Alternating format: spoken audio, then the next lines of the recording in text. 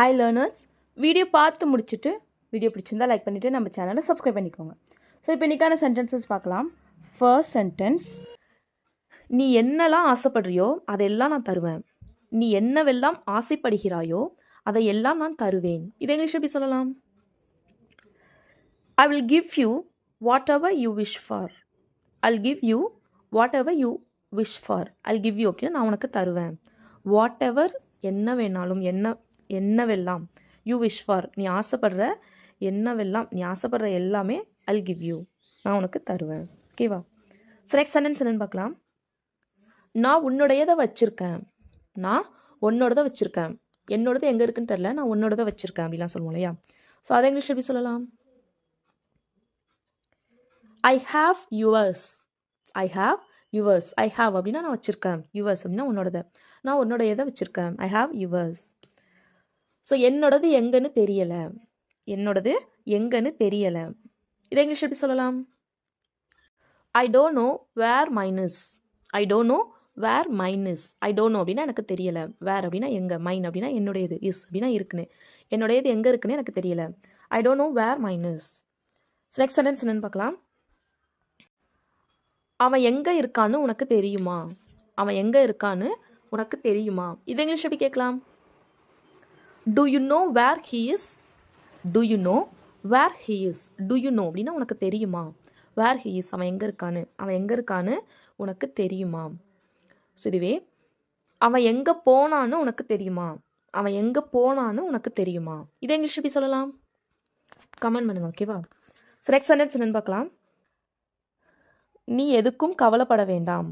நீ எதுக்கும் கவலைப்பட வேண்டாம். இதை இங்கிலீஷ் எப்படி சொல்லலாம்? You don't have to be worried. You don't have to be worried. You don't have to be worried அப்படின்னா நீ கவலைப்பட வேண்டாம். நீ எதுக்கும் கவலைப்பட வேண்டாம். You don't have to be worried. So next sentence என்னன்னு பார்க்கலாம். நான் சரியான நேரத்துக்காக காத்திருக்கிறேன். நான் சரியான நேரத்துக்காக வெயிட் பண்ணிட்டு இருக்கேன் அப்படிலாம் சொல்லுவோம் இல்லையா? ஸோ அதை இங்கிலீஷ் எப்படி சொல்லலாம்? I'm waiting for the right time. I'm waiting for the right time. I'm waiting அப்படின்னா நான் காத்திருக்கிறேன். For the right time, சரியான நேரத்துக்கு, நான் சரியான நேரத்திற்காக காத்திருக்கிறேன். I'm waiting for the right time. So இதுவே சரியான நேரத்துக்காக காத்திரு, சரியான நேரத்துக்காக காத்திரு அப்படின்னு சொல்லுவோம் இல்லையா? ஸோ அதை இங்கிலீஷ் எப்படி சொல்லலான்னு கமெண்ட் பண்ணுங்க. ஓகேவா? ஸோ நெக்ஸ்ட் சென்டென்ஸ் என்னன்னு பார்க்கலாம். இதுக்கு மேலே இதை உன்கிட்ட கொடுக்க முடியாது. இதுக்கு மேலே என்னால் இதை உன்கிட்ட கொடுக்க முடியாது. இதை இங்கிலீஷ் எப்படி சொல்லலாம்? I can't give it to you anymore. I can't give it to you anymore. I can't அப்படின்னா என்னால் முடியாது. Give it to you உன்கிட்ட கொடுக்கறதுக்கு, இதை உன்கிட்ட கொடுக்கறதுக்கு I can't என்னால் முடியாது. anymore இதுக்கு மேலே இதை என்னால் உன்கிட்ட கொடுக்க முடியாது. I can't give it to you anymore. So next sentence என்னன்னு பார்க்கலாம். நான் உனக்கு அப்புறமா கால் பண்ணுறேன். நான் உனக்கு அப்புறமா கால் பண்ணுறேன் அப்படின்னு சொல்லிட்டு வைப்போம் இல்லையா? ஸோ இதை இங்கிலீஷ் எப்படி சொல்லலாம்? I will call you later. I will call you later. I will call அப்படின்னா நான் கால் பண்ணுறேன். யூ உனக்கு, நான் உனக்கு கால் பண்ணுறேன். லேட்டர் அப்படின்னா அப்புறமா, நான் உனக்கு அப்புறமா கால் பண்ணுறேன். I will call you later. So next sentence என்னன்னு பார்க்கலாம். உனக்கு எதுவும் தெரியலைன்னா அமைதியாக இரு. உனக்கு எதுவும் தெரியலைன்னா அமைதியாக இரு. இதை இங்கிலீஷ் எப்படி சொல்லலாம்? If you don't know anything be quiet. If you don't know anything be quiet. Be quiet if you don't know anything. We can say in both ways. Be quiet if you don't know anything. So be quiet அப்படின்னா அமைதியா இரு. If you don't know anything, உனக்கு எதுவும் தெரியலனா நீ அமைதியா இரு. ஓகேவா? ஸோ நெக்ஸ்ட் சென்டென்ஸ் என்னன்னு பார்க்கலாம். எனக்கு இப்போவும் உன்னை பிடிக்கும். எனக்கு இப்போவும் உன்னை பிடிக்கும். இதை இங்கிலீஷ் எப்படி சொல்லலாம்? I still like you. I still like you. எனக்கு இப்போவும் உன்னை பிடிக்கும். I still like you. இவனுக்கு இப்போவும் அவளை பிடிக்கும். He still likes her. He still likes her. இவனுக்கு இப்போவும் அவளை பிடிக்கும். ஸோ நெக்ஸ்ட் சென்டென்ஸ் என்னன்னு பார்க்கலாம். எனக்காக கொஞ்ச நேரம் வெயிட் பண்ணு. எனக்காக கொஞ்ச நேரம் வெயிட் பண்ணு. இதை இங்கிலீஷ் எப்படி சொல்லலாம்? Wait a while for me. Wait a while for me. Wait அப்படின்னா காத்திரு, வெயிட் பண்ணு. A while அப்படின்னா கொஞ்ச நேரம். For me எனக்காக கொஞ்ச நேரம் காத்திரு. Wait a while for me. So next sentence என்னன்னு பார்க்கலாம். நீ உண்மையாக வருவேன்னு நான் நினைக்கல. நீ தானே வர சொன்னிட்டு நீ ஏன் வரல? நீ உண்மையாக வருவேன்னு நான் நினைக்கல, நான் சும்மா சொன்னேன், நீ உண்மையாக வருவேன்னு நான் நினைக்கல அப்படிலாம் சொல்லுவோம் இல்லையா? ஸோ அதை இங்கிலீஷ் எப்படி சொல்லலாம்? I didn't think you would really come. I didn't think you would really come. I didn't think அப்படின்னா நான் நினைக்கல, நான் யோசிக்கல. You would really come, நீ உண்மையாக வருவேன்னு நான் யோசிக்கல. I didn't think you would really come. So next sentence என்னன்னு பார்க்கலாம். நான் ரொம்ப நாளாக இதை வச்சுருக்கேன். நான் ரொம்ப காலமாக இதை வச்சுருக்கேன் அப்படின்னு சொல்லுவோம் இல்லையா? ஸோ அதை இங்கிலீஷில் எப்படி சொல்லலாம்? I have this for long time. I have this for long time. I have this, நான் இதை வச்சுருக்கேன். I have this for long time, ரொம்ப காலமாக, நீண்ட காலமாக இதை வச்சுருக்கேன். I have this for long time. So next sentence என்னன்னு பார்க்கலாம். என்ன இங்கே விட்டுறாத. இதை இங்கிலீஷ் எப்படி சொல்லலாம்? Don't leave me here. Don't leave me அப்படின்னா என்ன விட்டுறாத. ஹியர் இங்கே, என்ன இங்கே விட்டுறாத. Don't leave me here. இதுவே அவன் என்ன இங்கே விட்டுட்டான். இதை இங்கிலீஷ் எப்படி சொல்லலாம்? He left me here. He left அப்படின்னா அவன் விட்டுட்டான். மீ என்ன, அவன் என்ன விட்டுட்டான். ஹியர் இங்கே, அவன் என்ன இங்கே விட்டுட்டான். He left me here. அவனுக்கு பிடிச்ச மாதிரி பண்ணு. இதை இங்கிலீஷ் எப்படி சொல்லலாம்? Do as he likes. Do அப்படின்னா பண்ணு. As he likes, அவனுக்கு பிடிச்ச மாதிரி நீ பண்ணு. Do as he likes. அவனுக்கு பிடிச்ச மாதிரி நீ பண்ணுனியா. இதை இங்கிலீஷ் எப்படி கேட்கலாம்? Did you do as he likes? நீ பண்ணுனியா. As he likes, அவனுக்கு பிடிச்ச மாதிரி நீ பண்ணுனியா.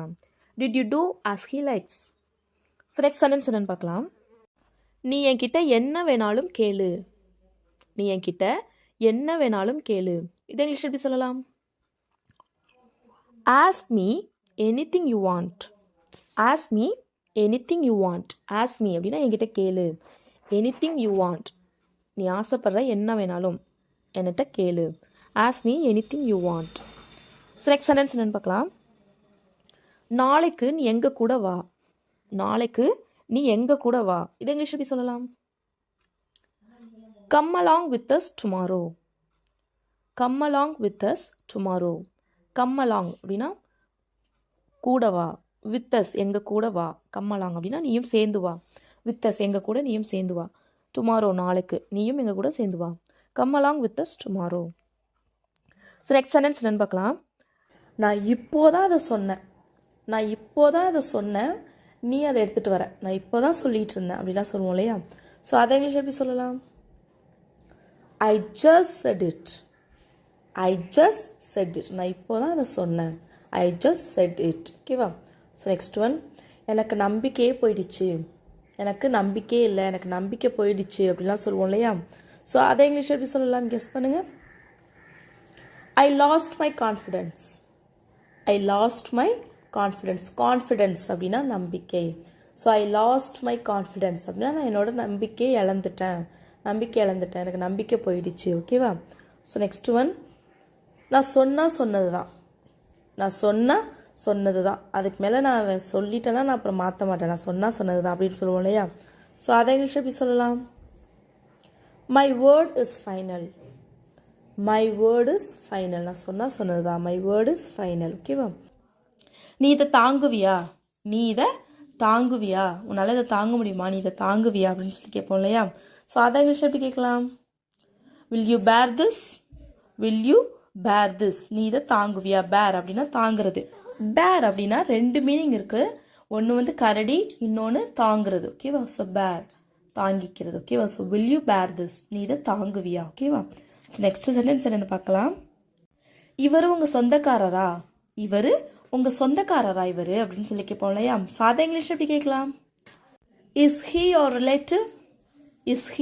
your relative? அவர் உங்கள் சொந்தக்காரரா. ரிலேட்டிவ் அப்படின்னா சொந்தக்காரங்க. So is he your relative அப்படின்னா அவர் உங்கள் சொந்தக்காரரா. ஓகேவா? ஸோ நெக்ஸ்ட் சென்டென்ஸ் என்னென்னு பார்க்கலாம்.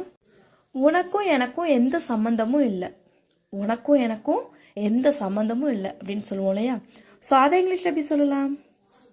You have nothing to do with me. You have nothing to do with me. உனக்கும் எனக்கும் எந்த சம்மந்தமும் இல்லை. You have nothing to do with me. ஓகேவா? ஸோ இது ஒரு இடியும் மாதிரி நம்ம யூஸ் பண்ணணும். ஸோ நெக்ஸ்ட் ஒன், அவங்க அங்கே போயிருக்காங்க.